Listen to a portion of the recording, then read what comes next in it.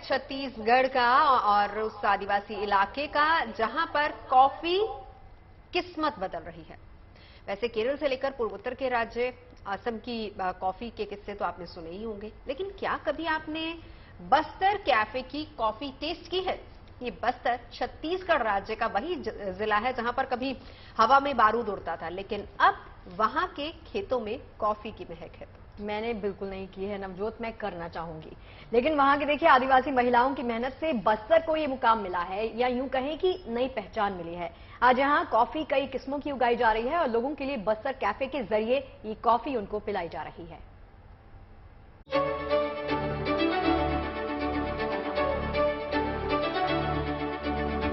Bastar cafe. ये Bastar cafe इस शहर के युवाओं का नया ठिकाना है, जहां वो सुकून के पल बिताने आते हैं तो कभी अपनी खुशियों के एहसास को दोगुना करने पहुंचते हैं। एक दौर था जब छत्तीसगढ़ का बस्तर नक्सलियों और गोलियों की गूंज के लिए बदनाम था, मगर अब वक्त बदल चुका है और वक्त के साथ तस्वीर भी। कॉफी की खुशबू अब बस्तर की नई पहचान बनकर महक रही है। यहाँ कॉफी उगाने से लेकर कैफे तक पहुँचाने का काम किया जाता है। मतलब बस्तर में कॉफी सिर्फ पिलाई ही नहीं जाती, बल्कि उगाई भी जा रही है। 2018 में एक प्रयोग के तौर पर यहाँ कॉफी की खेती की शुरुआत हुई। ये प्रयोग सफल रहा और आज 2 एकड़ में कॉफी की खेती हो रही है। यहाँ कॉफी की 5 किस्में तैयार की जाती हैं। पूरे जिले की बात करेंगे तो करीब 4 ब्लॉक ऐसे हैं जो 650 मीटर से 1100 मीटर की ऊंचाई पर स्थित हैं।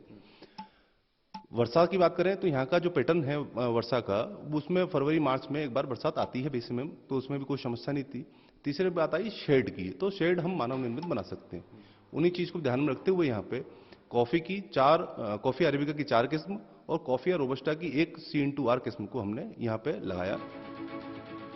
सबसे अच्छी और सुकून देने वाली बात यह है कि बस्तर के आदिवासी समुदाय की महिलाओं को इस कारोबार से जोड़ा गया है। अपने ही इलाके में काम मिलने से इन महिलाओं की आर्थिक दिक्कतें तो दूर हुई हैं, साथ ही वो आत्मनिर्भर भी बन रही हैं।